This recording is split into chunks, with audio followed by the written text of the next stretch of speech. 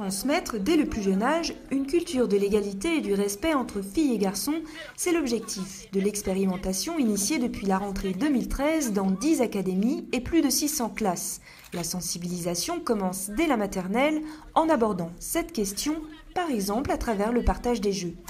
Avec mon frère, des fois je joue en voiture et des fois mon grand frère il laisse jouer avec lui aux poupées.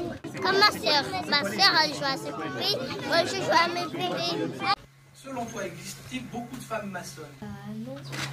Pourquoi il y a si peu de femmes qui font maçon? Parce que, de fait, les jeunes filles à votre âge voient qu'il y a très peu de femmes qui font maçon, donc elles se disent c'est pas pour moi.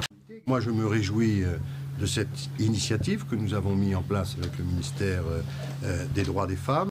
Alors la question elle est à la fois historique et politique parce que très rapidement la réflexion elle vient d'Edgar Quinet, c'est la suivante, c'est la Révolution française a échoué parce qu'on ne peut pas faire une révolution uniquement dans la matière, il faut la faire dans les esprits. Or, on a fait la révolution essentiellement politique, mais pas la révolution morale et spirituelle. Et donc, on a laissé le moral et spirituel à l'Église catholique. Donc, il faut remplacer ça. Et je pense qu'il y a une bataille idéologique à mener. En pratique, les modules de l'ABCD de l'égalité donnent aux enseignants des outils pour lutter contre ces stéréotypes dans le cadre de séquences pédagogiques, mais aussi dans l'ensemble des activités de l'école. Faut-il lutter contre les stéréotypes dès l'école primaire? C'est le sens d'un programme du gouvernement expérimenté en ce moment. Il porte sur les vêtements, les couleurs, les clichés du bleu et du rose, mais aussi sur les activités, danse ou Lego, mais pour tout le monde. Alors comment se déroulent concrètement ces programmes? Dossier signé Julie Bécriche, Julien Pelletier. Difficile de croire que l'un d'entre eux est un garçon. Ben, Yves, puisque c'est un garçon. Qu'est-ce que tu veux dire? Oui. Mais aussi c'est quand même bizarre qu'on donne des robes à un garçon.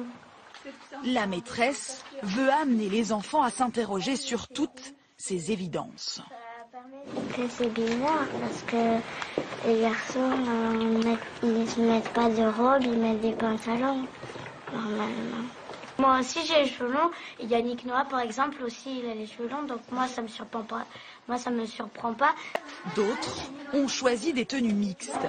Et à cet exercice-là, personne n'a tort ou bien raison. L'objectif, c'est juste de confronter les enfants aux stéréotypes qu'ils ont en tête sans même s'en rendre compte. Et les clichés sont aussi mis à mal en sport. La danse ici, c'est pour les filles et les garçons. Et rien que ça, c'est déroutant. L'intérêt de commencer dès l'école maternelle, en petite section de maternelle, c'est de travailler sur les stéréotypes dès le départ.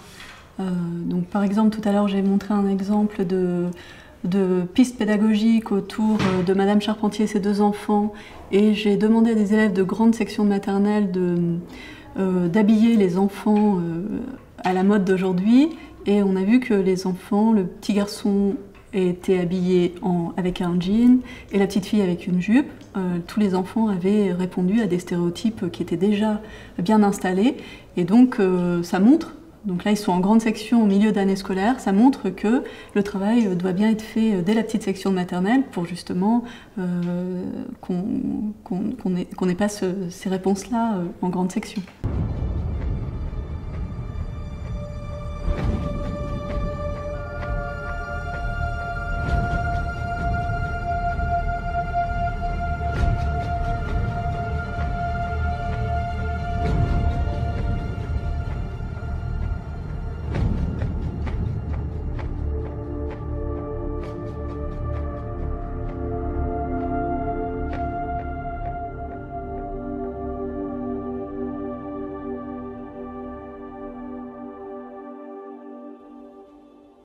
Voilà, alors je continue à tourner parce que là vous avez encore rien vu, chers amis, mais alors là absolument rien vu.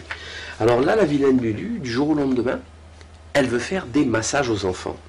Alors vous avez, c'est incompréhensible, incompréhensible. C'est en fait c'est des attouchements pédophiles et on ne sait pas pourquoi. Après elle se fait je pétris. Après, il y a les mamans qui s'en rendent compte, donc ils la menacent de porter plainte à la police. Après, elle s'énerve, donc elle va se venger. Elle va les prendre et elle va les gaver ou les rendre maigres. Après, ramener des hommes musclés pour les piétiner. Et elle sera récompensée par le ministre de la Culture.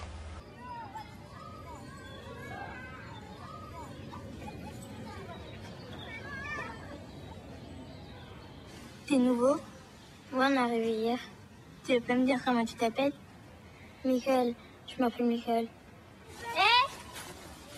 C'est Michael, le nouveau du bâtiment C. Laure, sors du bain.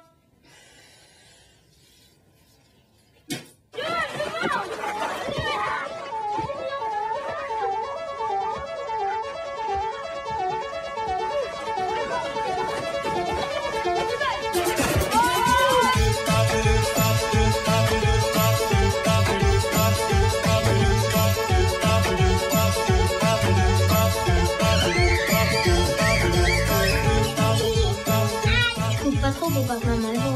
Et surtout, tu coupes droit. Oui, je suis pas débile.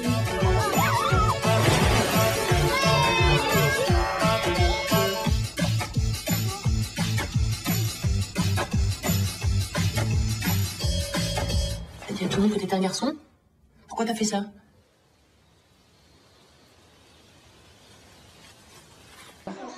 En annonçant la projection, elle s'est rendue compte que tous connaissaient le mot homosexualité et sa signification. Un seul élève a alors eu une réaction de rejet. Tous ont réfléchi. Jusqu'au point qu'ils vont penser que c'est de la normalité.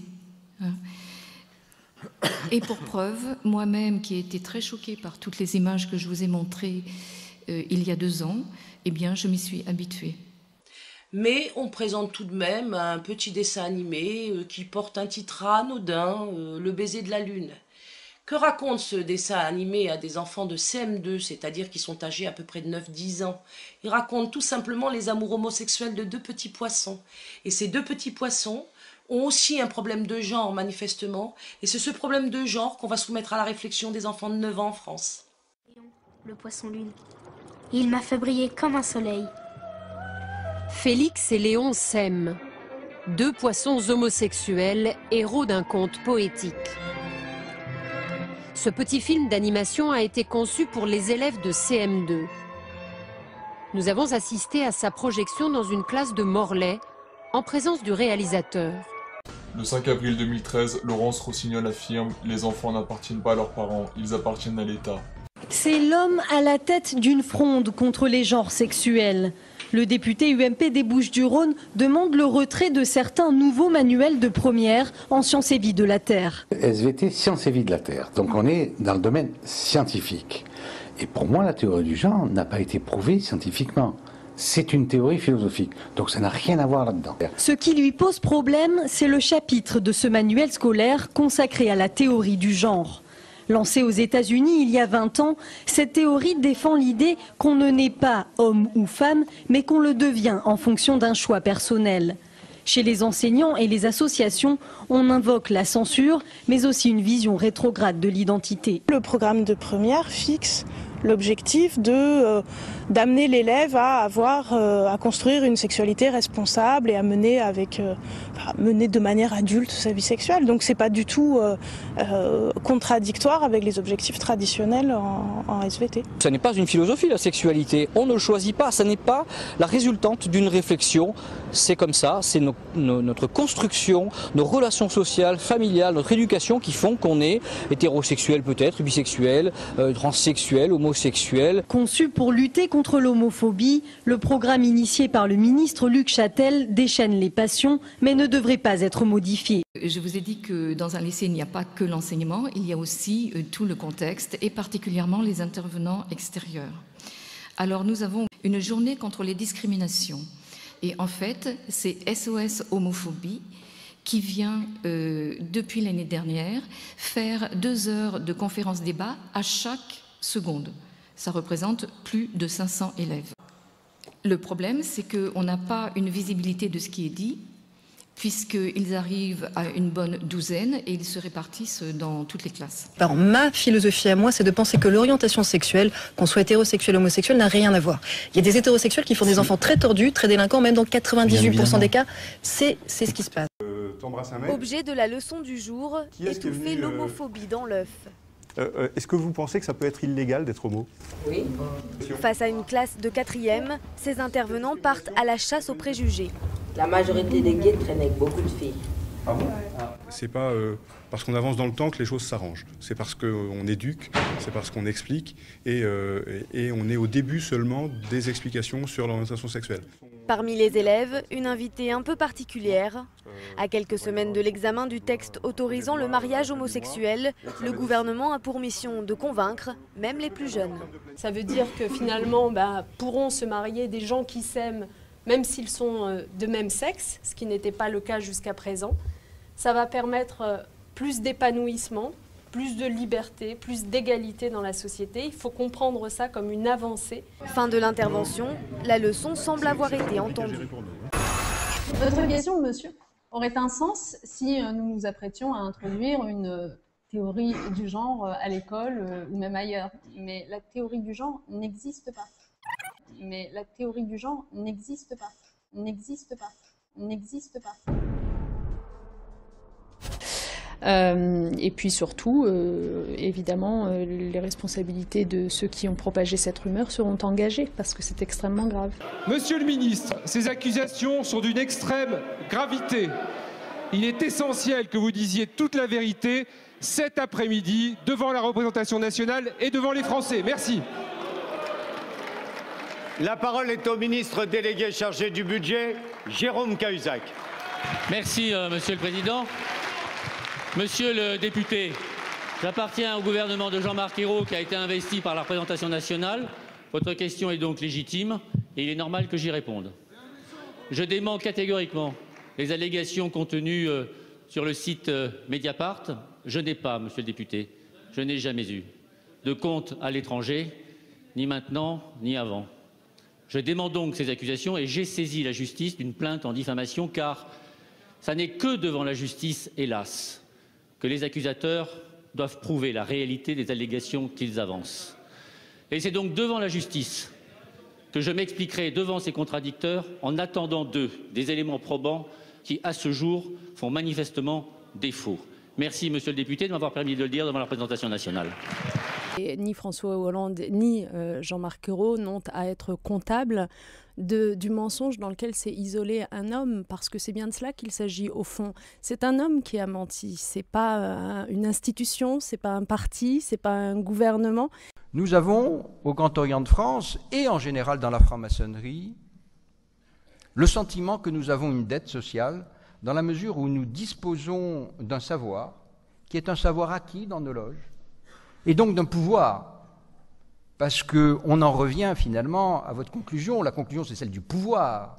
Et nous avons un certain pouvoir, et que nous avons aussi le sentiment qu'il est moral de le dire à un moment. Il est moral de l'exercer. Et nous reconnaissons les hommes qui s'engagent en voulant réhabiliter aussi le politique. Voilà un certain nombre d'éléments qui font que ce débat aura été enrichissant pour nous. Alors, nous ne vous avions pas donné toutes les clés, évidemment. Nous voulions vous voir, vous savez, dans une formule simple. C'est au pied du mur qu'on voit le maçon. Merci à vous. On va dire un petit mot du Nouvel Obs de cette semaine. C'est une bonne idée. Vous titrez sur ces francs-maçons qui nous gouvernent. Est-ce qu'il y a plus de francs-maçons dans l'équipe de François Hollande qu'il y en avait avant? C'est mécanique. À gauche, il y a plus de francs-maçons qu'à droite. Il y en a à droite aussi. Mais qu'est-ce que ça change? La franc-maçonnerie, historiquement, c'est de gauche. Qu'est-ce que ça change? Vous avez des questions qui sont particulièrement sensibles aux yeux de la franc-maçonnerie. Par exemple, le mariage gay. En matière de mœurs, la franc-maçonnerie est toujours, entre guillemets, plus avancée, plus progressiste que la moyenne de la population. J'emmerde les francs-maçons. Voilà, écoutez, on a un peu tout le monde sur la place. Excusez-moi, laissez-moi travailler. Laissez-moi travailler. Laissez-nous travailler, c'est pas le moment, s'il vous plaît, c'est un moment plutôt important.